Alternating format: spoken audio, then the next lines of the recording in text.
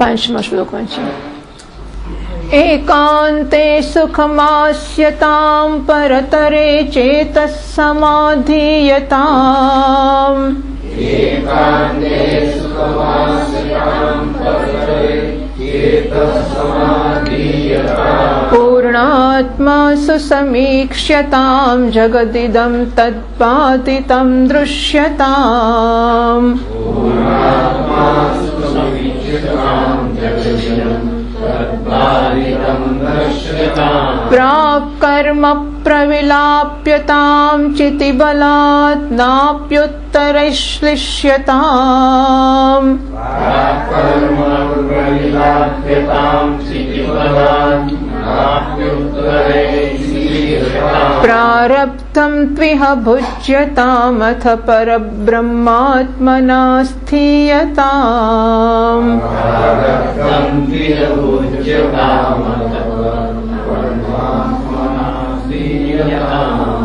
એકાંતે સુખમાસ્યતામ. તો એકાંતમાં જવું અને સુખાસનમાં બેસવું. એકાંતમાં જવાની યોગ્યતા પહેલા તો પ્રાપ્ત કરવી એની ચર્ચા કરી ગઈ વખતે, કે જ્યારે કર્તવ્ય બુદ્ધિ અને ભોગ બુદ્ધિ બંનેમાંથી ઠીક અંશે નિવૃત્તિ પ્રાપ્ત થઈ હોય, બસ જિંદગીમાં જે કંઈ કરવું છે બધું કરી લીધું છે. જેમની સેવા કરવી જોઈએ, જે કંઈ પ્રાપ્ત કરવું જોઈએ, જે કંઈ કરવા જેવું હોય તો કંઈ કરવાનું બાકી નથી. એટલે એના વિશે મનમાં હવે કોઈ ખટકો ના રહી જાય કે પિતાનું આ ના કર્યું, માનું ના કર્યું, સંતાનનું ના કર્યું, કુટુંબનું ના કર્યું, સમાજનું ના કર્યું. એકંદરે કરવું જોઈએ, કર્યું હોય તો જ સંતોષ થશે. એટલે ગૃહસ્થાશ્રમનો અર્થ જે છે કે ગૃહસ્થાશ્રમમાં યજ્ઞ શિષ્ટાશિનઃ, તો 5 પ્રકારના યજ્ઞો કર્યા છે અને બધાને સંતોષ આપ્યો છે. આખા સમાજને ગૃહસ્થ પોષે છે, બ્રહ્મચારીને, વાનપ્રસ્થીને અને સંન્યાસીને. આમ બધાનું પોષણ કર્યું. પશુ પક્ષી જીવ જંતુઓ બધાને પૂરતો સંતોષ આપ્યો છે અને એ બધાના સંતોષમાં પોતે સંતોષ માણ્યો છે. એનો સંતોષ છે, આનંદ છે. વાહ, બહુ સરસ. આપણે આનંદ કર્યો છે, જીવન ભોગવ્યું છે, માણ્યો છે અને હવે કશું કરવાનું બાકી નથી. એટલે હવે કરવાની જવાબદારી છોડી શકીએ છીએ. એવી રીતે ઠીક અંશે કરી પણ લેવું જોઈએ, ઠીક અંશે ભોગવી પણ લેવું જોઈએ. ભોગવ્યું ના હોય તો છોડીશું ત્યારે અંદર જીવ રહી જશે. પેલો ખાઈ જાય છે, આ ચોકલેટ લઈ ગયો, પેલો કેળું લઈ ગયો, પેલો શેરડી લઈ ગયો. એટલે અમારે મોટા મહારાજ કહેતા એક જમાનામાં કે શેરડીને બરોબર ચૂસીને એના કૂચા કરીને પછી બહાર નાખવી. જો ચૂસ્યા વગર શેરડી નાખી તો કીડીઓ લઈ ગઈને, ગાય લઈ ગઈને બધામાં જીવ રહેશે, પણ બરોબર ચૂસી લેવી. એમ જિંદગીને ચૂસી લેવી. એટલે જિંદગી જે કંઈ ભોગ, માણસની જિંદગી જે કંઈ ભોગ આપી શકતી હોય એ ઠીક અંશે ભોગવી લેવા. એમાં શું રાખ્યું છે જોઈ લેવું અને એ મને શાશ્વત સંતોષ આપવાની ક્ષમતા ધરાવતા નથી એ જોઈ લેવું. અને આટલું જ, બસ બીજું કંઈ છે આપવાનું એની પાસે? આ જ છે, આ સમજ્યા પછી બીજું જણાય કે આ જ છે અને હવે કશું નથી. અને આ તો આપણે અનેક વાર જોયું ને. એમાં શું, કાંકરિયાને બાલવાટિકા ધારો કે હવે બધું થઈ ગયું છે, સાંભળ્યું જ આપણે. પેલા આરસા વાંકા ચૂંકાનું ઊંચા નીચે દેખાતા. આપણે નાના હતા ત્યારના આપણે જોતા હતા આરસા. અત્યારે આપણે આપણા છોકરા થઈ ગયા અને આપણને કે ચલો પેલા હરીસા જવું, આવું જ બાલવાટિકા આવું છે. શું છે બાલવાટિકા? પેલા હરીસા, બસ એ જ ને, બીજું કંઈ છે? હરીસા તો કેટલી વાર જોયા અને કેટલી વાર અમારા છોકરાને બતાવે. બસ જિંદગીની દરેક વસ્તુ વિશે આપણને આવી સમજ પ્રાપ્ત થઈ જાય. કેટલીક ભોગવીને, કેટલીક લોકોના ભોગવતા જોઈને, કેટલીક અક્કલથી કે આખરે બધું આવું જશે ને. હવે શું, આમ ધારો કે કટલેસ એક વેજીટેબલની બનતી હોય, બીજી બીજા કશાકની બનતી હોય તો આખરે સો વોટ, એટલે શું હશે અંદર? આમ બાકીની વસ્તુઓને આપણે સમજથી પણ કે વિચારથી પણ સમજી શકીએ, જોઈ શકીએ. એમની મર્યાદા એટલે એ જે છે તે છે, એ મર્યાદા છે એવું નથી કેવું, કારણ કે એમની આ જ ક્ષમતા છે. પરંતુ એમાંથી આપણે શું મેળવી શકીશું એની એક મર્યાદા છે. આમ પૂરતા ભોગ ભોગવી લીધા અને કર્તવ્ય કરી લીધા. યદા હિ નિંદ્રિયાર્થેષુ ન કર્મશુ સજ્જતે સર્વ સંકલ્પ સંન્યાસી તદા યોગારૂઢ ઉચ્યતે. કર્તવ્ય કર્મ માટે પણ હવે એને કંઈ આમ અત્યંત અકળામણ નથી કે આ કરવાનું છે ને પેલું કરવાનું છે, અને ભોગ માટે પણ ઠીક સંતોષ છે. ત્યારે પછી એ ઘર છોડીને જંગલમાં જઈ શકે છે, એકાંતમાં જઈ શકે છે અને એકાંતમાં જાય ત્યારે પછી એને કોઈ મિત્રો સગા સંબંધી બધું લઈને જવું નહીં, શિષ્યો પણ રાખવાની, પત્ની પણ રાખવી નહીં, અને કોઈ આપણી સંભાળ રાખવાનું. કારણ કે જે આપણી સંભાળ રાખે બમણી સંભાળ આપણે રાખવી પડે નહીં, આ નિયમ હોય છે. અને એટલા માટે આપણે કઈ સંભાળ બંભાળ આવે તો નારાયણને જ રાખો. નારાયણ એવો છે કે એ આપણી સંભાળ રાખે, આપણે એનું કશું ના કરવું પડે. હા, બાકી એ સિવાય જેની સંભાળ આપણે રાખીશું એ આપણી પાસે એનો આમ કસ કાઢશે આપણે. એ બધામાં પડ્યા વગર એકાંતમાં જવું, સુખાસનમાં બેસવું, સ્થિર આસન રાખવું અને ભગવાનનું ચિંતન કરવું. શેનું ચિંતન કરવું, કેવી રીતે કરવું? પરતરે ચેતસ સમાધિયતામ. તો પરનો અર્થ કરવામાં આવ્યો. એક અર્થ માયા કરો, તો માયા કરતા પણ ચડિયાતું જે બ્રહ્મ છે એમાં આપણે આપણા મનને સ્થિર કરવું જોઈએ. અથવા વિશ્વ, તૈજસ અને પ્રાગને એવા અર્થ ગણવા હોય તો એના કરતા ચડિયાતું જે એમનું ચૈતન્ય, અભિમાની ચૈતન્ય છે તે એ પર થયું.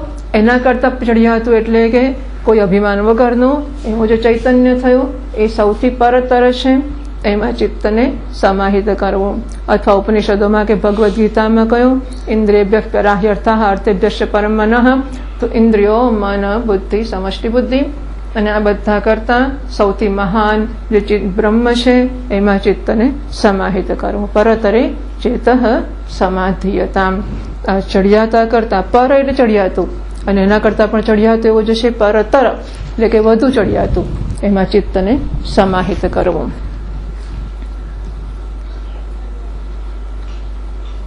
નનો બ્રહ્મ વિશે જ્ઞાન અભાવે. પણ બ્રહ્મના જ્ઞાનમાં આપણી સ્થિરતા પ્રાપ્ત કરીએ તો આવું થઈ શકે ને. એટલે એની માટે શું કરવું? નહીં તો આ ધ્યાન પણ નહીં થઈ શકે પરતરનું. એટલે કહ્યું પૂર્ણાત્મા સુસમીક્ષતામ.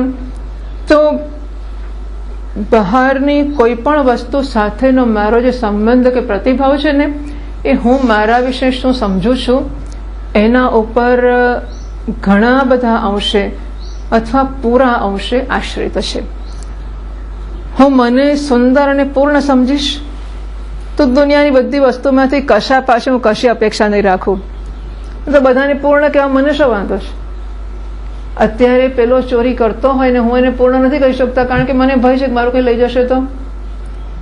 જ્યારે મારી પૂર્ણતા મારી સંપત્તિ ઉપર પણ આધારિત નથી. માનો ને હું એટલો પૂર્ણ છું કે ધારો કે હવે ચોર ચોરી જ કરશે તો કે આશ્રમમાંથી ના લઈ જવાનો નિયમ થોડો છે. હમણાં જ મેં સાંભળ્યું કે એક આશ્રમમાં પેલી પ્રતિષ્ઠાને બધું કર્યું, પ્રાણ પ્રતિષ્ઠા, અને પૂરું થયું ને ગુરુજી ત્યાંથી ગયા ને તરત જ ચોરી, સોના ચાંદી ને બધું ચાલવા મળ્યું.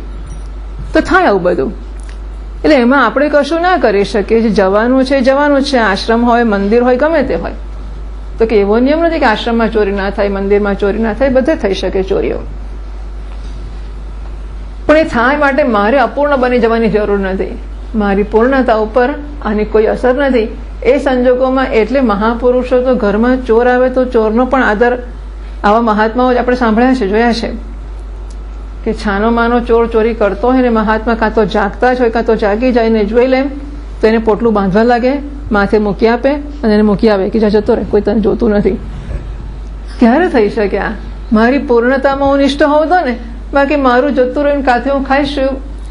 અને શક્ય છે કે એની પાસે કાલનું ખાવાનું ના પણ હોય. હા, એવું નહીં કે મહાત્માઓને બહુ બધા ભંડારો. આજકાલ તો મહાત્મા એટલે મોટો બધો વિસ્તાર. આહા, ભવ્યાથી ભવ્ય, દુનિયામાં ભવ્ય ભવ્યમાં ભવ્યથી ભવ્ય ઇમારતો અને બધી જાયદાદો હોય તો આશ્રમોની ને મહાત્માઓની આવું પણ હોય છે.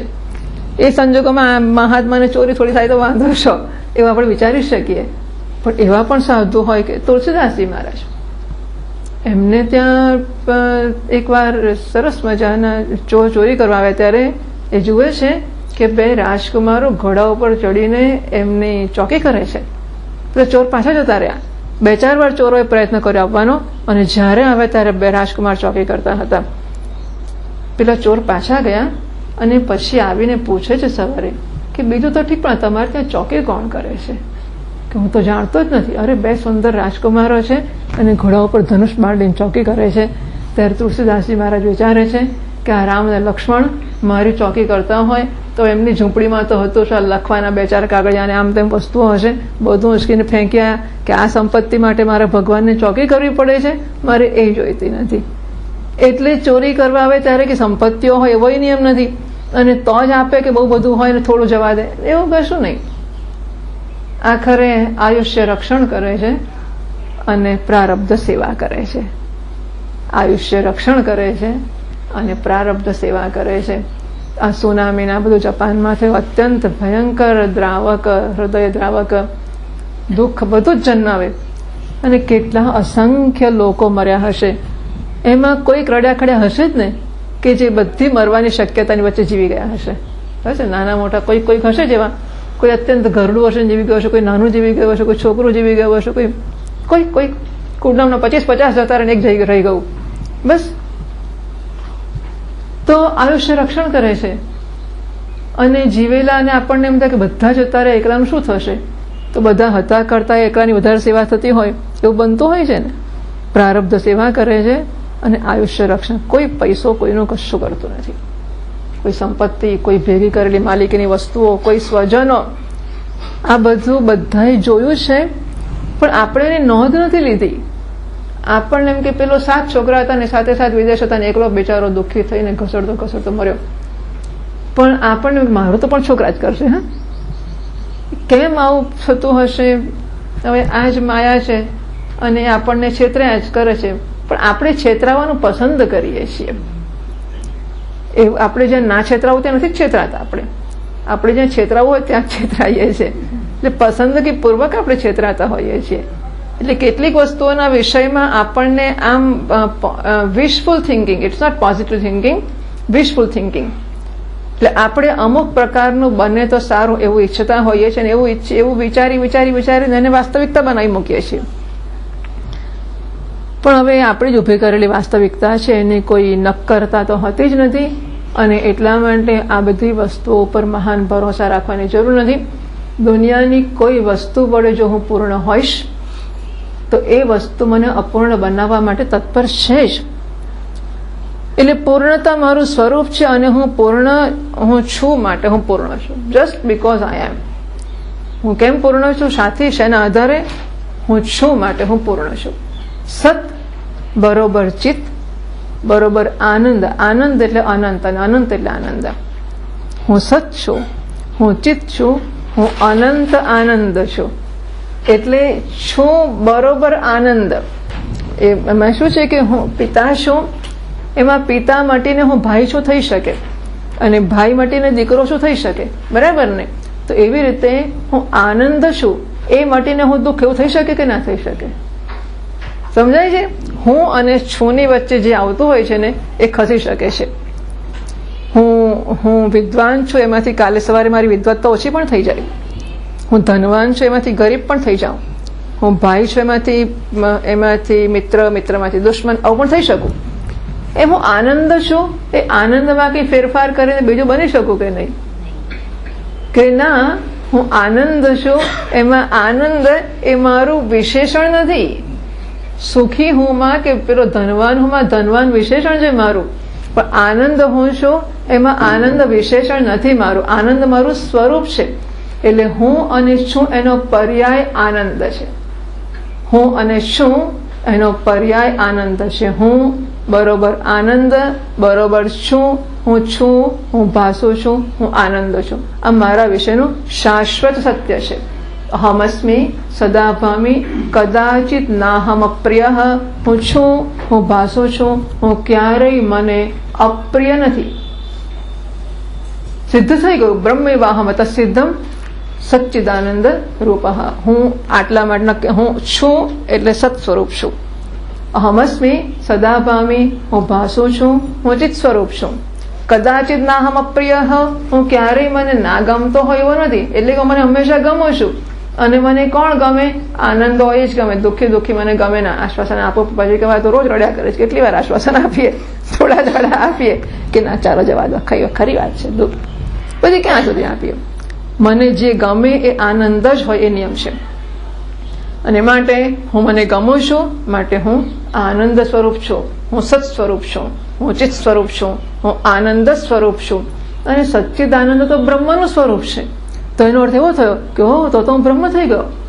અહમસ્મી સદાભામી કદાચિત નાહમ અપ્રિય બ્રહ્મૈવાહમ તસિદ્ધમ.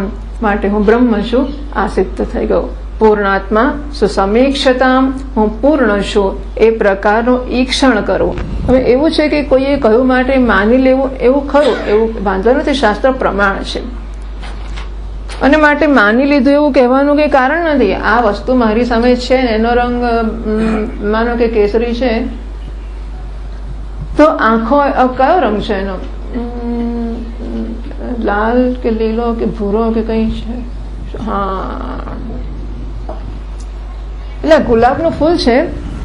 હવે ગુલાબ લાલ છે કે લીલું છે કે પીળું છે, અથવા ગુલાબ છે કે મોગરો છે કે ચંપો છે, તમારે જાણવું હોય તો શું કરવાનું? આંખોને પૂછવાનું કે શું છે.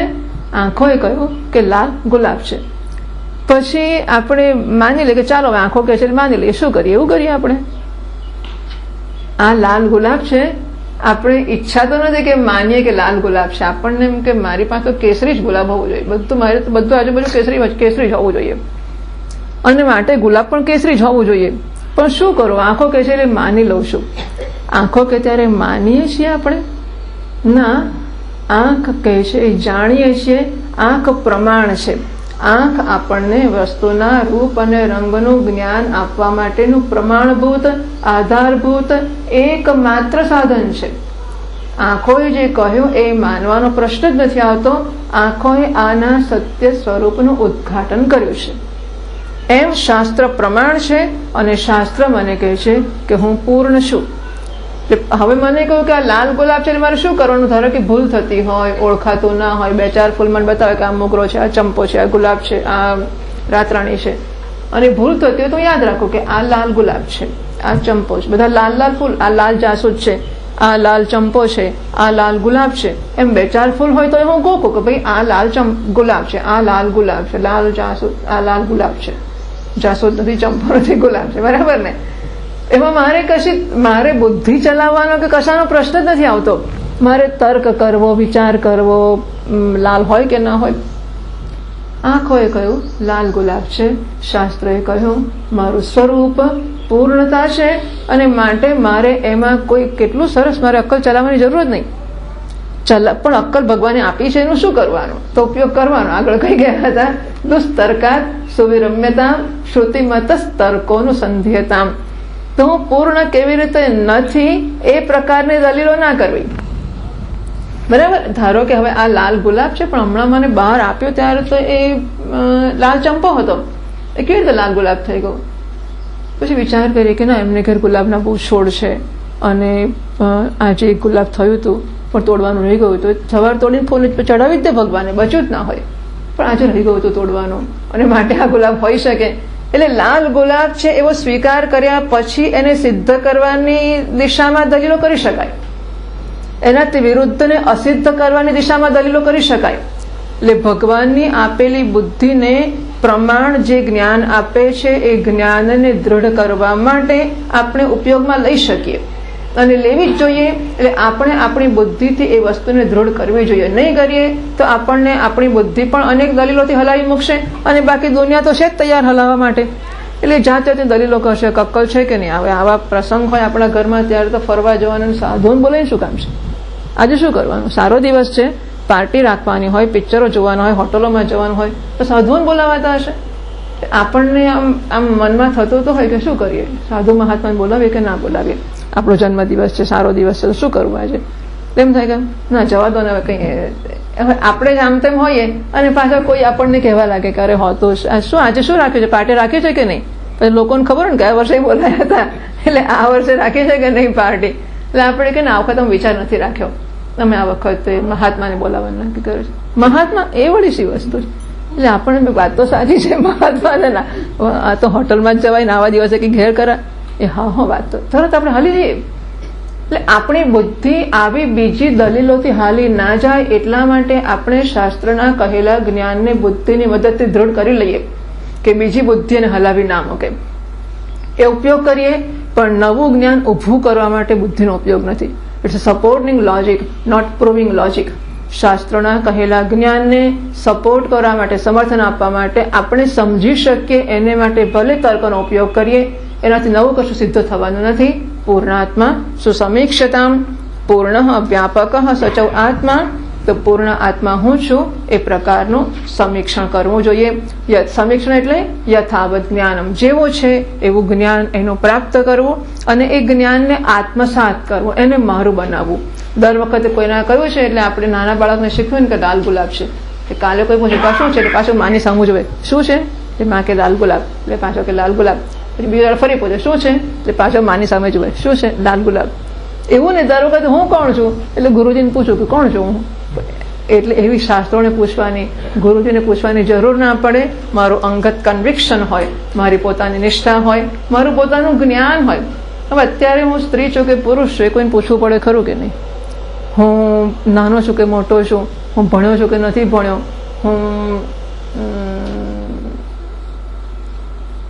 હું કોમર્સ ગ્રેજ્યુએટ છું કે સાયન્સ ગ્રેજ્યુએટ છું, એ મારે કોઈને પૂછવું પડે કે ના પૂછવું પડે? હું માણસ છું કે પશુ છું? એટલે આમ સાયન્સમાં તો પશુમાં જ આવે છે માણસ, પણ નૈયાયિકોને માટે માણસ ને પશુ જુદા છે. નૈયાયિકોને શિરફ પાણ્યાદિમાન મનુષ્ય અને લોમ લાંગુલવાન પશુ, ચાલો એમનામાં જુદું છે. શિરફ પાણ્યાદિમાન જેને માથું છે અને જેને હાથ છે એ માણસ છે, અને લોમ લાંગુલવાન પૂંછડી વાળો અને રોમ વાળો, પૂંછડી પર વાળ વાળો એ હોય એને પશુ કહેવાય. બાકી આપણે તો પ્રાણી સમુદાયમાં જ આવે માણસ, એટલે એનિમલ કિંગડમ, તો માણસને પશુ જુદો નહીં પડાય. પણ આમની ભાષામાં હું માણસ છું કે પશુ છું. હવે જ્યારે આપણે વિચાર કરીએ કે શું કરું, હું માણસ કે પશુ? અમારા એક સ્વામીજી કહેતા હતા કે તાજો રસકો વાળીને મેલી દે તો આપણે અંદર મોઢું નાખીએ કે નહીં. તાજો રસકો એટલે ભેંસને કે પશુને નાખવાનું કંઈક ઘાસ કે કશું કશે ઘાસ ને, તો એવો લીલો લીલો રસકો લાવીને મૂક્યો હોય એમ તગારાની અંદર, તો આપણે આપણી સામે આપણે મોઢું નાખીએ કે ના નાખીએ? વિચાર કરીએ, કોઈને પૂછવા જઈએ શું કરું આને, મોઢું નાખો કે ના નાખો? કેમ ના કરીએ? કેમ ના કરીએ? માણસ છું વળી, માણસ છું એટલે કોણે કહ્યું માણસ છે? કોઈને પૂછ્યું? અરીસામાં જોયું કે આમ મારી સામે ગાયો ભેંસો બધી બેઠી હોય એ કેવું કરે, મોઢું નાખે છે, તો હું નાખું કે ના નાખું? માનો કે મારી આજુબાજુ બધી ભેંસો છે, બધાને આગળ મૂક્યું, મારી આગળ મૂક્યું, તો પછી બધા અંદર મોઢું નાખે તો હું શું કરું, નાખું કે ના નાખું? એટલે હું એમની સામું જોઉં અને પછી અરીસામાં જોઉં તો એના જેવો દેખાવ છું કે નહીં? એના જેવો દેખાવ તો મોઢું નાખું, પણ એના જેવો નથી દેખાતો હા તો મોઢું ના નાખું, એવું કરવું પડે. જો જ્ઞાન કોને કહેવાય? મને મારું પોતાનું જ્ઞાન છે, કોઈને પૂછવું પછી છે? અરીસામાં જોવું પછી છે? આજુબાજુ જોવું પછી છે? ચોપડીમાં જોવું? આમ આમ ધ્યાન કરીને જોવું કે શું કરું, માણસ છું કે ગાય કે ભેંસ શું છું? જેવું સરળ અત્યારે મારું સ્પોન્ટેનિયસ હું માણસ છું, અને માણસ તરીકે શું શું થાય ને શું શું ના થાય ને એક માર્ગદર્શિકા નાનપણથી આપણે રોજ શીખવાડી છે કે માણસ છીએ આમ ના કરાય, ચાર પગે ના ચલાય, માણસ છીએ મોઢાથી ના ખવાય, માણસ છીએ રોજ કેવડે કે કર્યું, માણસ છીએ આમ થાય, માણસ છીએ આમ થાય. એટલે આપણને આવડી ગયું કે માણસ છીએ આવું થાય, આને જ્ઞાન કહેવાય. એવી રીતે હું પૂર્ણ છું એ મારું જ્ઞાન હોય, બરાબર ને? હું પૂર્ણ છું એ કોઈને પૂછીને, કોઈને ક્યાંક જોઈને, અરીસામાં જોઈને, ઇન્દ્રિયોથી જોઈને, સાંભળીને, સૂંઘીને, કશું જ કરીને નહીં. અત્યારે હું માણસ છું એ મારું સ્પોન્ટેનિયસ જ્ઞાન છે, એમ હું પૂર્ણ છું, હું બ્રહ્મ છું એ મારું સ્પોન્ટેનિયસ જ્ઞાન છે, આત્મસાત કરેલું જ્ઞાન છે. એ કોઈ રીતે વિચલિત ના થઈ શકે એવું જ્ઞાન છે. સમીક્ષતામ, એનું મારે સારી પેઠે ઈક્ષણ કરવું જોઈએ. હવે વાત તો સાચી કે હું પૂર્ણ છું. પૂર્ણનો અર્થ એવો થયો કે એના સિવાય બીજું કશું ના હોવું જોઈએ ને. જે પૂર્ણ હોય એની બહાર કશું ના હોઈ શકે. જો કશું બીજું હોય તો એ પૂર્ણને કાપી નાખશે, વિચ્છિન્ન કરશે. એટલે આત્મા એટલે એ વ્યાપક જે પૂર્ણ હોય એ સર્વવ્યાપક હોય, બરાબર? પૂર્ણ હોય એ સર્વવ્યાપક હોવું જોઈએ, પૂર્ણ હોય એ એક હોવું જોઈએ, પૂર્ણ હોય એનાથી બીજું સજાતીય વિજાતીય સ્વગત ભેદ શૂન્યમ. સજાતીય એટલે એક ફૂલ હોય તો એના જેવું બીજું ફૂલ હોય, એટલે ગુલાબ અને મોગરો એ સજાતીય ભેદ થઈ ગયો. વિજાતીય ભેદ એક ફૂલ છે અને એક ફળ છે, વિજાતીય થઈ ગયું. સ્વગત ભેદ તો ફૂલની અંદર આ દાંડી છે અને આ વજ્ર છે અને આ પાંખડી છે, આ સ્વગત ભેદ થઈ ગયા. કે આત્મા તો હવે પૂર્ણની અંદર આ પાંખડી અને આ દાંડી હોય ને તો એ ભેદ પડી ગયો. હા, તે પૂર્ણ ના કહેવાય. એટલે બ્રહ્મની અંદર કે આત્માની અંદર કે પૂર્ણની અંદર સજાતીય ભેદ ના હોઈ શકે, વિજાતીય ભેદ ના હોઈ શકે, સ્વગત ભેદ ના હોઈ શકે, કોઈ પણ પ્રકારના ભેદ ના હોઈ શકે. પણ આ જગત તો ખરું જ ને. હું પૂર્ણ ખરો, પણ જગત ખરું કે નહીં? હું પૂર્ણતાનું જ્ઞાન પ્રાપ્ત કરું, જગત નહીં રહે કે રહેશે? એ તો રહેશે જ ને. અને જો જગત રહેશે તો દ્વૈત નહીં થઈ જાય. જો દ્વૈત થશે તો જગત મને કાપી નાખશે અને હું અનંત કે સર્વવ્યાપક નહીં રહું એવું થશે કે નહીં થાય? થવાનું તો ખરું જ ને. આપણે ઈચ્છીએ કે ના થાય, કારણ કે પૂર્ણ છે એટલે થાય, પણ જગત છે એટલે શું કરીશું? એટલે પૂર્ણતાને પાછી તકલીફ તો પડશે જ ને. એટલે કહ્યું જગત ઇદમ તત બાધિતમ દૃશ્યતામ. હું પૂર્ણાત્મા છું, મારી પૂર્ણતાનું કન્વિક્શન છે ને એ આપોઆપ જ જગતને બાધિત, જગતને જૂઠું કરશે, બાધિત કરશે. એટલે જગત નથી જેટલું કન્વિક્શન મને મારી પૂર્ણતાનું જન્મ છે એટલું કન્વિક્શન જગતના મિથ્યાત્વનું નહીં, જગતના ન હોવાનું જન્મ છે. મિથ્યા એક વસ્તુ છે અને ન હોવું બીજી વસ્તુ છે. દોરડીમાં દેખાતો સાપ મિથ્યા છે, દોરડીમાં દેખાતો સાપ મિથ્યા છે નથી. તો પગ પડ્યો કેમ તમે ભડકેલાઈ દાડે? પગ તો દોરડી પર પડ્યો અને જે કૂદકો મારે પાછળના બધા ઉભરો કહી ગયા અને બધા દોડવા માંડ્યા. આપણો પગ પડ્યો ને એટલે પાછળ એક ટીમ આવતી હતી. એ લોકોએ જોયું કે આપણે આગળ પગ મૂક્યો અને ચમક્યા અને પાછળ વળીને દોડે, પેલા વહેલા દોડવા માંડ્યા કે એ તો ગયો, આપણે તો બચીએ. એ લોકો તો પહેલા દોડવા જ માંડ્યા ને.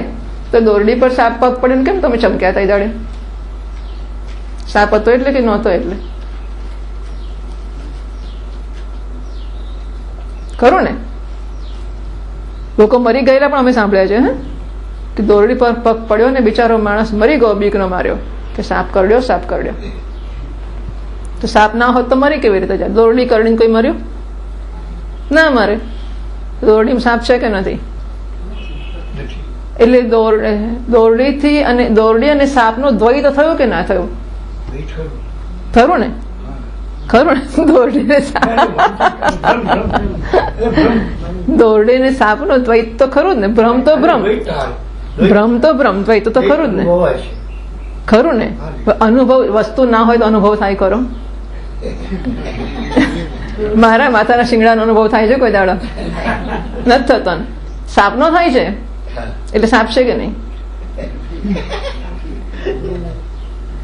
શિંગડાનો અનુભવ કોઈ દાડો થતો નથી. સાપનો અનુભવ થાય છે. સાપથી બીક લાગે છે, ભાગે છે, ભય, કંપન, પલાયન બધું થાય છે. તો સાપ તો હોવો જ જોઈએ ને. એટલે શિંગડા કરતા સાપની સત્તા એટલે કે અસ્તિત્વનું સ્તર જુદું થયું કે ના થયું? એક દોરડાનું અસ્તિત્વ છે, એક સાપનું છે અને એક મારા માથાના શિંગડાનું છે. તો દોરડાને કહેવાય છે, બરાબર? એ વ્યાવહારિક સત્ય છે. મારા માથા પરના શિંગડાને કહેવાય નથી, એને અસત કહે છે. પણ પેલો સાપ છે એને છે કહેવાય? નથી કહેવાય? નથી ના કહેવાય? હા, હું તો આટલું જ પૂછ, છે કહેવાય? નથી કહેવાય? ના, બરાબર. આટલી જ વાત છે આપણી તો, કે સાપને છે ના કહેવાય. અને જો છે એમ હોત તો સચેત ન બાધ્યેત. જો એ હોત તો ટોર્ચ બતાવતા જતો ના રહેત. સચેત ન બાધ્યેત. જો હોત જ દોરડીની જેમ તે પ્રકાશ બતાવતા જતો ના રહેત. અસચેત ન પ્રતિયેત. અસત મારા માથાના શિંગડા જેવો હોત તો દેખાત જ નહીં. જો હોત તો બાધિત થાત નહીં, જો ન હોત તો દેખાત નહીં. પણ દેખાય છે માટે નથી એમ ના કહેવાય. પણ જ્ઞાનથી બાધિત થાય છે માટે છે એમ પણ ના કહેવાય. બરાબર? આ સાપનું સ્વરૂપ છે. હવે સાપને નથી એવું ન કહેવાય ક્યાં સુધી? જ્યાં સુધી મને સાપ દેખાય છે અને ભય, કંપન, પલાયન જન્માવે છે ત્યાં સુધી સાપ નથી એવું ના કહેવાય. પણ જ્યારે પ્રકાશ એના પર નાખ્યો અને દોરડી તરીકે વસ્તુ ઓળખી કે દોરડી છે, શું છે? દોરડી. સાપ? દોરડી જ છે ચોક્કસ, પણ સાપ ના, નહીં ચોક્કસ સાપ નથી, દોરડી જ છે. હવે જ્યારે મને જ્ઞાન થયું કે આ દોરડી છે, પછી સાપ દેખાય છે પણ ખરો, બરાબર? એટલે સાપ કોઈક સંજોગોમાં દેખાતો હતો, ત્યારે મને જ્યારે કે આ દોરડી છે, તો મને એમ કે સાપે છે અને દોરડી છે, બે વસ્તુ હશે. આપણે સાપ, અને આમાં બીજી શી મુશ્કેલી છે કે દોરડીને સાપની ચર્ચા કરનારો હું ત્રીજો છું, પણ આપણું દૃષ્ટાંત કે દાર્ષ્ટાંત જરા જુદું છે. એ પ્રકારે કે દોરડીને પોતાને વહેમ પડ્યો છે કે હું સાપ છું, બરાબર? દોરડીને પોતાને વહેમ પડ્યો છે કે હું સાપ છું, એટલે બ્રહ્મ પોતે અનુભવે છે કે હું જીવ છું. આ સ્થિતિ છે. એટલે દોરડી જ્યારે માને છે કે હું સાપ છું, અને ત્યારે એને કહેવામાં આવે કે તું દોરડી છે, એટલે એને એમ થાય કે હું સાપે ખરો ને દોરડીએ ખરો, એટલે આ છે શું? એટલે સાપનું પણ કંઈક અસ્તિત્વ છે, દોરડીનું પણ કંઈક અસ્તિત્વ છે. એટલે એને એમ થાય કે હું સાપ નથી, હું દોરડી છું, દોરડી છું, દોરડી છું. તો ભલે હું સાપ નથી ને દોરડી છું, એટલે સાપને કાઢી મૂકવાનો, અનાત્માનો નિષેધ કરવાનો, એટલે સાપને કાઢી મૂકવાનો, અને દોરડી રહી ગઈ તો હું તો દોરડી થઈ ગયો, પેલો સાપ તો બાજુમાં બેઠેલો ખરો કે નહીં? પણ હું દોરડી થઈ ગયો પછી સાપ બાજુમાં બેસી રહેશે ખરો કે નહીં? જગતિદમ તદ્બાધિતમ દૃશ્યતામ. એટલે જેટલા અંશે એવું છે કે સાપ હશે ત્યાં સુધી દોરડીનું જ્ઞાન જ નહીં થાય. એટલે જ્યાં સુધી સાપ છે, હજુ સાપની પૂંછડી, બસ હવે સાપ આમ તો લગભગ જતો જ રહ્યો છે, હવે ખાલી પૂંછડી જ બાકી રહી ગઈ. સાપની જરાક પૂંછડી રહી ત્યાં સુધી દોરડી થઈ કે ના થઈ? 99% દોરડી થઈ અને 100% સાપ હોય તો 99% દોરડી થઈ હોય કે ના થઈ હોય? કાં તો 100% દોરડી હોય અને કાં તો 100% સાપ હોય. 99 કે 90 કોઈ ટકો હોય જ નહીં. 100 અને 0 આટલું જ હોય, બીજું કશું હોય જ ના શકે. કાં તો સાપ હોય અને કાં તો દોરડી હોય. એટલે દોરડીનું જ્ઞાન એ જ છે જેમાં સાપનું ત્રૈકાલિક અસ્તિત્વ નથી. એવું જ્ઞાન થયું કે હવે મને દોરડીનું જ્ઞાન થઈ ગયું ને, એટલે હવે સાપ નથી, બાકી ગઈકાલ સુધી સાપ હતો. એવું ખરું કે નહીં? અત્યારે મને જ્ઞાન થયું એટલે હવે સાપ નથી, પણ ગઈકાલ સુધી સાપ તો હતો જ ને. ત્રણેય કાળમાં સાપ નથી. હા, ત્રણેય કાળમાં દોરડી છે. કાલે પણ સાપ નહોતો, આજે પણ નથી અને આવતીકાલે પણ નથી. એમ મારી પૂર્ણતાની ઉપર હું અધિષ્ઠાન છું અને મારા ઉપર જગત અધ્યસ્ત છે. અધ્યસ્ત એટલે કલ્પિત છે. સ્વપ્નનું જગત મારા ઉપર કલ્પિત છે. હું સ્વપ્ન દ્રષ્ટા છું અને સ્વપ્નમાં હું જોઉં છું તો સ્વપ્નમાં કેટલા મોટા જગતના બધા અનંત પર્વતો ને નદીઓ ને કેટલી કેટલી વસ્તુઓ દેખાતી હોય. હું જાગું ત્યારે બધી વસ્તુઓ ક્યાં જાય છે? તે મારામાંથી જ જન્મી હતી અને મારામાં જ બધી વિલીન થઈ જાય છે. એટલે જ્યારે સ્વપ્નમાં દેખાય છે ત્યારે પણ એ હતી ખરી કે નહોતી?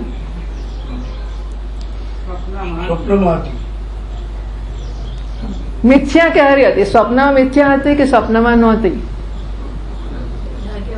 સ્વપ્ન પણ મિથ્યા, જાગ્યા પછી મિથ્યા થઈ ને. સ્વપ્નમાં તો સાચી જ હતી ને? સ્વપ્નમાં સાચી હતી ને, એ મિથ્યા ક્યારે? જાગ્યા પછી મિથ્યા, બરાબર? જાગ્યા એટલે થયું કે ના થયું? પણ જાગ્યા પછી સ્વપ્ન ચાલુ રહ્યું નહીં ને? જાગ્યા એટલે સ્વપ્ન ના રહ્યું એટલે મિથ્યા થઈ ગયું, બરાબર છે? તો મારા માથા ઉપરના શિંગડા મિથ્યા છે ખરા કે નહીં?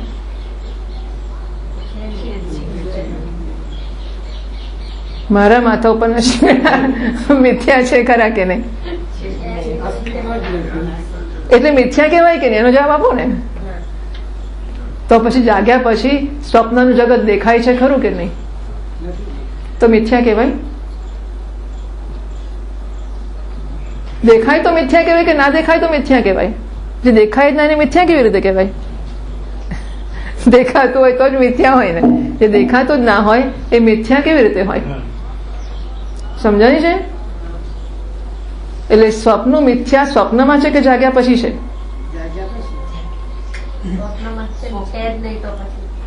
જાગ્યા પછી તો છે જ નહીં.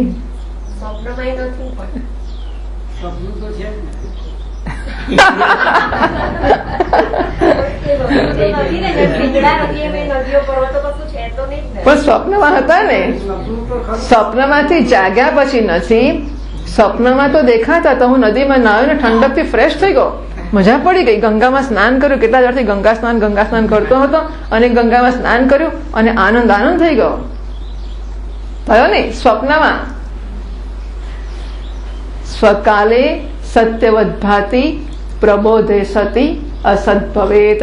સ્વકાલે એટલે સ્વપ્ન છે ત્યારે સાચા જેવું દેખાય છે એટલે કે મિથ્યા છે. જાગ્યા પછી મિથ્યા નથી. જ્યારે સ્વપ્નમાં દેખાય છે ત્યારે મિથ્યા છે. જાગ્યા પછી અસત, જાગ્યા પછી ત્રણેય કાળમાં છે જ નહીં. સ્વકાલે સત્યવદ ભાતિ પ્રબોધે સતી અસત ભવેત. સ્વકાલે જ્યારે દેખાતું જ ના હોય તો મિથ્યાનો પ્રશ્ન જ ક્યાં છે? મારા માથા શિંગડા નથી એટલે નથી, એમ મિથ્યા શું? જે વસ્તુ નથી એને મિથ્યા કહેવાનો પ્રશ્ન જ નથી આવતો.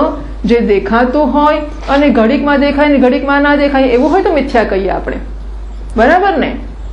એવી રીતે સ્વપ્નમાં જ્યારે સ્વપ્નના પદાર્થો દેખાતા હતા, ભૂંદડાને જેવા દેખાતા એવા, પણ ત્યારે એ મિથ્યા હતા. કારણ કે ત્યારે અસ્તિત્વ તો મારું એકનું જ હતું. આ બધું તો હતું નહોતું, આવ્યું ગયું, બસ એમનું કોઈ અસ્તિત્વ હતું નહીં. જ્યારે દેખાતા હતા ત્યારે સાચા જેવા દેખાતા હતા, સાચા નહોતા પણ સાચા જેવા દેખાતા હતા માટે મિથ્યા હતા. જાગ્યા પછી સ્વપ્ન છે જ નહીં. જ્યારે દેખાતું હોય ત્યારે મિથ્યા હોય, દેખાતું જ ના હોય તો મિથ્યા ના હોય. એમ આ જગત જાગીને જોઉં તો જગત દિશે નહીં, ઊંઘમાં અટપટા ભોગ ભાસે. ચિત્ત ચૈતન્ય વિલાસ તદ્રુપ છે, બ્રહ્મ લટકા કરે બ્રહ્મ પાસે. બરાબર ને? નરસિંહ મહેતો ગાઈને ગયો, જાગીને જોઉં તો જગત દિશે નહીં. જાગ્યા પછી મિથ્યા નથી દેખાતું, જાગ્યા પછી દેખાતું બંધ થઈ જાય છે. એટલે જગત જ્યારે દેખાય છે ત્યારે કેવું છે? ત્યારે મિથ્યા છે. આ હું છું, આ મારી પત્ની છે, આ મારો દીકરો છે, આ મારા પૈસા છે, આ મારો બંગલો છે, આ મારી સલામતી છે અને એના વગરનું હું અસલામત છું, આ બધા વડે હું સલામત છું. આ બધું અત્યારે દેખાય છે ત્યારે કેવું છે? ખરેખર મિથ્યા હું તો કહું તો વાંધો નથી, પણ કહેવાનો અર્થ એવો થયો કે આ ઘડો મિથ્યા છે, તમે લઈ જાઓ તોય મને શું વાંધો છે? બરાબર ને? તો પેલા બંગલાનું નામ બામ લખ્યું, ચિંતા કરજો જરા કે મિથ્યા છે તો શું થશે? મિથ્યાનો અર્થ કે પાનાના મહેલની જેમ પડી ગયું તોય શું, કોઈ લઈ ગયું તોય શું? મિથ્યા એટલે શું? ઠીક છે, એનાથી મારામાં કોઈ વધઘટ ના થઈ શકે. મારામાં સાચી વધઘટ મિથ્યા વસ્તુ ના કરી શકે. મારું એનું સ્તર જ જુદું છે, મારી એની સત્તા અસ્તિત્વનું ક્ષેત્ર જુદું છે. જેવી રીતે સ્વપ્નના પૈસા જાગ્રત હોમાં વધઘટ ના કરી શકે, કે જાગ્રતના પૈસા સ્વપ્નના હોમાં વધઘટ ના કરી શકે, એમ જાગ્રતના પદાર્થો એની એક સત્તા, સ્વપ્ન અને જાગ્રતની સત્તા એટલે વ્યવહારનું સ્તર, તમે જે ભાષામાં સમજો તે. સ્વપ્ન અને જાગ્રત બંનેના અસ્તિત્વનું સ્તર જુદું જુદું છે. બરાબર છે ને? પેલું કંઈક છે, પેલું કંઈક છે. એટલે કે જાગ્રત સ્વપ્નમાં નથી, સ્વપ્ન જાગ્રતમાંથી બંને જુદા છે. એમ આપણે જેને જાગ્રત કહીએ છીએ એ પણ એક સ્વપ્ન છે, એનાથી પાછળ બીજો એક સ્તર છે. નરસિંહ મહેતો જાગવાની વાત કરે છે. એ જાગવાનું જે સ્તર છે એ સ્તર, અને આપણે જેને જાગ્રત કહીએ છીએ એ સ્તર. બરાબર? આ બે એવી જ વસ્તુ છે. હવે આમાં આપણને સરસ મજાનું હું ને મારું ઘરને કેવું બધું દેખાય છે, પેલું જાગ્યો એની દ્રષ્ટિએ શું? અને જો નથી તો જ્યારે આપણને દેખાય છે ત્યારે એ મિથ્યા છે. એટલે કે પેલું જાગવાનું એટલે શું? હું અત્યારે મને જે સ્ત્રી પુરુષ કે પતિ પત્ની પિતા ભાઈ માતા જે કંઈક માનું છું, બ્રાહ્મણ ક્ષત્રિય વૈશ્ય ગૃહસ્થ સંન્યાસી જે માનું છું, આ બધી વસ્તુઓને કારણે મને હું અસલામત માનું છું, અને પછી આ બધી વસ્તુઓ મને સલામતી અને સુખ અને શાંતિ આપશે એવું માનું છું. એ હું જે સ્ત્રી પુરુષ છું કે માતા પિતા કે ભાઈ બહેન છું એને કારણે અપૂર્ણ છું. માતા ક્યારેય પૂર્ણ ના હોઈ શકે, પિતા ક્યારેય પૂર્ણ ના હોઈ શકે, કોઈ પણ વેશવાળો કોઈ પણ વ્યક્તિ પૂર્ણ ના જ હોઈ શકે, કારણ કે વેશની અપૂર્ણતાઓ છે. એટલે માટે બહારથી પૂર્ણતા અને સલામતીની આશા રાખે જ રાખે, અને મળે છે એવું પણ લાગે એને. આ એનું વ્યાવહારિક સત્તાનું સ્તર છે. એનું જાગવાનું પારમાર્થિક સત્તાનું સ્તર કયું છે? હું પૂર્ણ છું. એટલે પૂર્ણ છું એ ભાઈ બહેન પતિ પત્ની એના જેવું સ્તર નથી. એ પેલા હું ને છુંમાં અધ્યારોપિત થયેલા વિશેષણ હતા. જ્યારે હું અને છુંમાં આનંદ છે એ હુંનો પર્યાય છે, અને એટલા માટે હું આનંદ છું એ પારમાર્થિક સત્તા છે, અને હું પતિ પત્ની ભાઈ બહેન છું એ વ્યાવહારિક સત્તામાં આવે છે. અને માટે જેવી રીતે સ્વપ્ન જાગ્રતમાં પૂર્ણતા કે અપૂર્ણતા ના લાવી શકે, એમ જાગ્રત પારમાર્થિક હુંમાં અપૂર્ણતા કે પૂર્ણતા કશું લાવી શકતું જ નથી. એ પૂર્ણ હું છું. અને ત્યારે જ્યારે એટલે પૂર્ણાત્મા સમીક્ષતા, એવું ખરેખર પૂર્ણતાનું દર્શન થયું. સર્પને ખરેખર એ દર્શન થયું. એને આત્મસાત કર્યું કે હું રજ્જુ છું, હું દોરડી છું. પછી એમાં સાપનું અસ્તિત્વ છે જ નહીં. દોરડીને જ્યારે જ્ઞાન થયું કે હું દોરડી છું, પછી સાપ છે કે નહીં, સાપ ક્યાં ગયો, સાપ કેટલાને કરડ્યો, સાપે કેટલાને આશીર્વાદ આપ્યા, સાપના આશીર્વાદથી કેટલા દીકરા થયા, આમાંની કોઈ વસ્તુ અસ્તિત્વ ધરાવતી જ નથી. કારણ કે સાપનું અસ્તિત્વ હતું એ પ્રાતિભાષિક સત્તામાં હતું, વ્યાવહારિક સત્તામાં નહોતું. એમ મારી અપૂર્ણતાનું કે અસલામતીનું અસ્તિત્વ હતું એ વ્યાવહારિક સત્તામાં હતું. પારમાર્થિક સત્તામાં મારી પૂર્ણતા છે. એટલે પૂર્ણતાનું સ્તર અને મારા વ્યવહારનું સ્તર એ જુદું છે. વ્યવહારનું સ્તર અને સ્વપ્નનું સ્તર એ જુદું છે. એટલે જાગ્રતની દૃષ્ટિએ સ્વપ્ન છે એમ મારા પૂર્ણ સ્વરૂપની દૃષ્ટિએ. હવે એવું પણ નથી કે આમ આપણે આવું બતાવવું પડે છે કે સ્વપ્ન આટલે છે, જાગ્રત આટલે છે અને પારમાર્થિક સત્તા એટલે આમ આવું છે, આમ છે, કે એવું કશું નથી. હવે આ ઘડો છે કે માટી છે? હું ઘડો છું એ વ્યાવહારિક સત્તા છે, હું માટી છું એ પારમાર્થિક સત્તા છે. એટલે ઘડો આટલે હોય અને માટી આટલે ઊંચે હોય એવું હોય?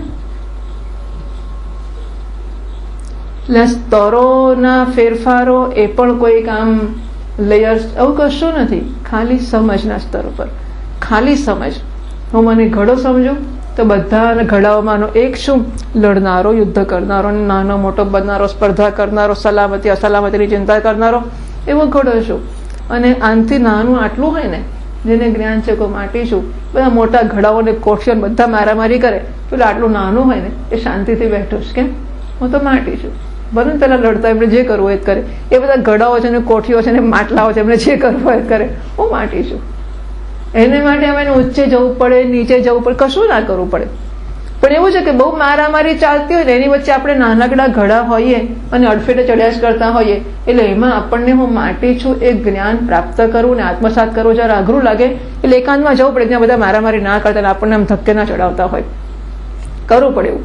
પછી એકવાર ખબર પડી કે વ્યવસ્થિત પાક્કી ખબર પડી ગઈ કે હું માટી છું, પછી બધાની વચ્ચે આવી જઈએ તોય ચિંતાનો વિષય નથી, ના આવીએ તોય ચિંતાનો વિષય નથી. પૂર્ણાત્મા સુસમીક્ષ્યતામ જગત ઇદમ તદ બાધિતમ દૃશ્યતામ. બાધિતમ એટલે છે જ નહીં. બાધિત એટલે મિથ્યા કે ભ્રાંતિ, આવો કોઈ પ્રશ્ન જ નથી આવતો. જ્યારે દેખાતું હોય ત્યારે બાધિત કરવું પડે, જ્યારે છે જ નહીં ત્યારે બાધનો પ્રશ્ન જ નથી આવતો. એટલે દોરડીમાં સાપ નથી એવું નથી, સાપ મિથ્યા છે એવું નથી, સાપ બાધિત છે એવું નથી. દોરડીમાં સાપ છે જ નહીં. ત્રણેય કાળમાં કોઈ દાડોય નહોતો, ભૂતકાળમાં નહોતો, એનામાં કાળ પણ નહોતો. દોરડીમાં ભૂત, ભવિષ્ય કે વર્તમાન કાળ નામની વસ્તુ પણ નહોતી, દેશ નામની વસ્તુ પણ નહોતી. આપણે રજ્જુમાં સાપ દેખાયો માટે કહું કે અત્યારે સાપ જતો રહ્યો ને માટે અત્યાર સુધીનો ગઈકાલ કહેવાય. એ કાળની પણ કલ્પના આવી, એ તો એના પર અધ્યાસની અપેક્ષાએ જ આવી. બાકી એનામાં દેશ અને કાળ પણ કલ્પિત છે. એવું મારું સ્વરૂપ છે. પૂર્ણાત્મા સુસમીક્ષતામ ઇદમ જગત તદ બાધિતમ દૃશ્યતામ. જેવી રીતે માટી એક છે અને ઘડાઓ અનેક છે. ઘડા 1 2 3 4 5 6 હોઈ શકે. ધારો કે 100 ઘડા આ રૂમમાં પડ્યા છે અને એક માટીનો પિંડ છે. આપણે ઘડા ગણવા હોય કે આ એક ઘડો, બીજો ઘડો, ત્રીજો ઘડો અને 100 ઘડા ગણી કાઢ્યા આપણે. પછી માટી છે એ જુદી 121 ગણાય કે ના ગણાય? માટી એમાંની એક જ છે. હવે ધારો કે માટીને કાઢી લઈએ તો ઘડા રહેશે કે નહીં રહે? માટીથી સ્વતંત્ર ઘડાનું અસ્તિત્વ જ નથી. ભલે ને ગમે એટલું માનતા હોય, ઘડાને ગુસ્સો ચડે ને પછી તો એમ થાય કે હું ભાગી જઈશ, બસ ઘડો માટીને કહી દે કે હું તારા વગર રહીશ, મારે તારી જરૂર નથી, જાઉં ભાગી જઈશ. તો ઘડો જઈ શકે માટીને છોડીને? કશું ના કરી શકે. ઘડાનું કોઈ સ્વતંત્ર અસ્તિત્વ જ નથી. ઘડો નામની વસ્તુ જ નથી. માટીને આમ કરીને ખેંચીને એને ઘડો કયો અને આમ કરીને ખેંચે એટલે કોઠી કહીએ એને, માટી જ છે ને. ઘડો વસ્તુ શી છે અને કોઠી વસ્તુ શી છે, અને માટલું શું છે અને કુંડું શું છે અને કોડિયું, માટી જ માટી. એમ એટલે બાધિતનો અર્થ નથી, બાધિત એટલે નથી, વળી સીધી વસ્તુ તો આવી જ છે કે બાધિત નથી. પણ જ્યારે મને દેખાય છે ત્યારે શું? સર્પને જ્ઞાન થઈ ગયું, હું દોરડી છું, પછી તો સાપ છે જ ને એટલે પૂછતો જ નથી. આ તો સાપ બનીને જ બેઠો છે અને સાપને સાપ પણ છોડવું જ નથી અને એને મારામારી કરવી જ છે. હવે સાપમાં થાય છે શું કે સાપ હોય એટલે કોઈ પૂજા કરે, લોકો નાગપંચમી હોય પૂજા કરે આપણી, પછી દૂધ પાઈને ચાંદલો કરે, માળા પહેરાવે, આરતી ઉતારે, એ બધું કરે, ઘંટડી વગાડે, નૈવેદ્ય પણ ધરાવે, એવું બધું કરે. આપણને દોરડીને કોઈ ધરાવે નૈવેદ્ય? સાપને જ ધરાવે. પણ નૈવેદ્ય ખાવું હોય તો સાપ રહેવું પડે કે દોરડી થવાય? સાપ પણ છૂટતું કેમ નથી? આટલા માટે વચ્ચે વચ્ચે પથરાઈ મારે લોકો, પણ એ પથરા ખાઈને પણ આપણે સાપ જ રહીએ છીએ. કેમ? કારણ કે આરતી ઉતારે જ લોકો, પથ્થર મારતા મારતા વચ્ચે વચ્ચે આરતી ઉતારે, સારું લાગે, અને એટલા માટે આપણે પથરા ખાઈને પણ સાપ જ રહીએ, દોરડી ના થઈએ. તેમ જીવ રહીએ તો જીવ રહીને ભોગ ભોગવવા મળે, સરસ મજાની મીઠાઈઓ, કટલેસ ખાવા મળે ને, પાતરા ખાવા મળે, ઊંધિયું ખાવા મળે ને, શુંનું કેટલી મીઠાઈઓ મળે, શુંનું શું મળે. જો તમે જીવ રહો તો પૂર્ણ આત્મા શું સમીક્ષિતામ, પૂર્ણ શીરો ખાઈને કોઈ આનંદ ના આવે, કટલેસ ખાઈને કશું ના થાય, તીખું ખાય તો દુઃખ ના થાય, મોડું ખાય તો મોડું ચડી ના જાય, કશું ના થાય. પૂર્ણમાં કશું થાય જ નહીં. પણ પેલો જીવ હોય અને અધૂરો હોય તો સરસ સરસ ખાઈને સરસ સરસ આનંદ આવે ને, તો એવા પૂર્ણ થવામાં કઈ આનંદ ખરો? જીવ રહેવામાં જ આનંદ ને. એટલે આ બધું સમજ્યા પછી પણ વાત તો સાચી, પણ તોય મજા આવે છે, ખાવા પીવાની મજા આવે છે. બસ સ્વજનો ને પૈસા ને આ બધું એવું સરસ લાગે કે બાધિત બધી હિંમત પડી ગઈ કે સમજ્યા, બાધિત તમે રાખો, હવે અમે જગતમાં લહેર કરીશું. સચ્ચિત આનંદ, પણ આનંદમાં ત્યાં સુધી વાંધો નથી. આ સત છે, આ ચિત્ત છે, ચાલો ઉપયોગી છે ત્યાં સુધી પણ વાંધો નથી, ઉપયોગ કરીએ. મારે જરૂર છે, મને ભૂખ લાગી છે, મારે ખાવાની જરૂર છે અને મારી જરૂરિયાતને સંતોષે છે ત્યાં સુધી પણ વાંધો નથી. એ ઓબ્જેક્ટિવ જરૂરિયાત છે અને ઓબ્જેક્ટિવ જગત એને પૂરી કરે છે. પણ સુખ એ મારું સબ્જેક્ટિવ સ્વરૂપ છે. ઓબ્જેક્ટ સબ્જેક્ટમાં પૂર્તિ ના કરી શકે. વિષયો દ્વારા હું જ્યારે ભૂખ સંતોષવા ઈચ્છું છું ત્યારે વિષયો આ ઓબ્જેક્ટને સંતોષ આપે છે. પણ સુખમાં જ્યારે મને ખોટ પડે ત્યારે એ સબ્જેક્ટિવ જરૂરિયાત છે અને વિષયો ક્યારેય એ સબ્જેક્ટ એટલે એ પારમાર્થિક સત્તા થઈ ગઈ, એટલે એ જાગી ગયા પછીની વાત છે કે હું પૂર્ણ છું. અને એ પૂર્ણમાં આ વિષયો ક્યારેય કોઈ પ્રકારનો ઉમેરો, વધ કે ઘટ કશું ના કરી શકે. એટલે આનંદની પૂર્તિની ઈચ્છા કરવી વિષયોમાંથી, ત્યાં આપણને ભ્રાંતિની મુશ્કેલી આવશે. ઉપયોગ કરવા સુધી વાંધો નથી. જો હોય જ વસ્તુ આપણી પાસે તો એનામાં સતનો છે એવો આરોપ કરવો, એ ભાષે છે, દેખાય છે એવો આરોપ કરવો, સત અને ચિત્તનો આરોપ કર્યો, અને ઉપયોગનો આરોપ કરો તોય વાંધો નથી કે ઉપયોગી છે. ચાલો ઘડો છે ને પાણી પીવું વાંધો નહીં, ફૂટ જ ફેંકી દેવાનો, પછી ત્યાં સુધી વાંધો નહીં કે ઘડો છે અને પાણી ભરીશું, ઠંડુ થશે, ઉનાળામાં કામ લાગશે, સારું, કઈ વાંધો નહીં, પીઓ, ઠંડુ પાણી એ પીઓ. પણ ફૂટી જાય તો રડવું, ત્યારે સમજવું કે એના પર આનંદનો આરોપ થઈ ગયો. ઉપયોગનો આરોપ થાય ત્યાં સુધી વાંધો, પતિ હોય, પત્ની હોય, ઘર હોય, જે હોય તે ઉપયોગ કરતા સુધી વાંધો નહીં. પણ કમનસીબે આ એવી રમત છે માયાની, ઉપયોગી હોય એટલે એ સુખ આપે એવું આપણે માનીએ છીએ, અને આપણે ઉપયોગ અને સુખને આમ અવિના ભાવે જોડ્યા છે કે ઉપયોગી હોય એટલે સુખ જ આપ્યું કહેવાય, અને આવતીકાલે જરૂર પડશે ત્યારે પાછું શું, એટલે એમાં રાગ કહીએ છીએ કે ઉપયોગી છે એને ટકાવી રાખવું માટે એમાં રાગ કરવો, એટલે હંમેશા રહેવું જ જોઈએ. એટલે કેવી રીતે ભાઈબંધી રાખવી, પછી કેમ છો, ક્યાંથી આવે, આ વસ્તુ ક્યાંથી લાવે, એટલે કાલે પાછું ફરી આવે એની પણ વ્યવસ્થા ગોઠવી દઈએ આપણે. આજે ગમતી વસ્તુ કોઈ લાવે એટલે કાલે ભાઈબંધી કરીએ, ક્યાંથી લાવે, બહુ સરસ હતું. હા, આવું કોઈક આપે આપણને કે આ ખાંસી થતી હોય તો આ વસ્તુ મોઢામાં રાખવી સારી છે, એટલે માનો કે આપણે રાખ્યું, એ તો કઈ એટલે માનીએ એવું કશું નહીં, મોઢામાં રાખ્યું, માનો કે રાખ્યું, રાખ્યા પછી માનો કે લાગ્યું કે સારું હતું. હા, એટલે પછી આપણે કહીએ સરસ હતું, હા તમે લાવ્યા તે, બિચારા ફરી લઈ આવે. આવું એટલે માણસને આ એવી સ્કિલફુલી અને એ વિચારો છે, એટલે માયા આવું બધું કરે છે એવું સમજવું, અને માયાના વશમાંથી નીકળવા માટે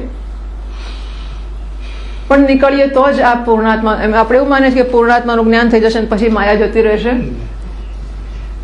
બીજી વસ્તુ એક આ પણ છે, આપણે એટલા બધા વ્યવહાર કુશળ હોઈએ છીએ ને કે આપણને જો એમ કે તમે બીજી નોકરી અને બીજું શહેર સારું છે રહેવા માટે, નોકરી પૈસા કમાવા માટે, એટલે આપણને તો એવું થાય કે ચાલો છોડી દઈએ, તારે બીજી જતા રહીશ, એમાં શું ત્યાં મળશે. એટલે આપણી પત્ની સલાહ આપે એવું ના થાય તો શું થાય, પહેલા રજા મૂકો મહિનાની અને ત્યાં મહિનો જઈને નોકરી કરો, અમે બધા રહીશું, અમે ઘર ચલાવીશું, તમે ત્યાં જાઓ રજા લઈને અને મહિનો નોકરી કરો, જુઓ કેવું લાગે છે, બરાબર ફાવે પછી આવીને છોડી દેજો અહીં.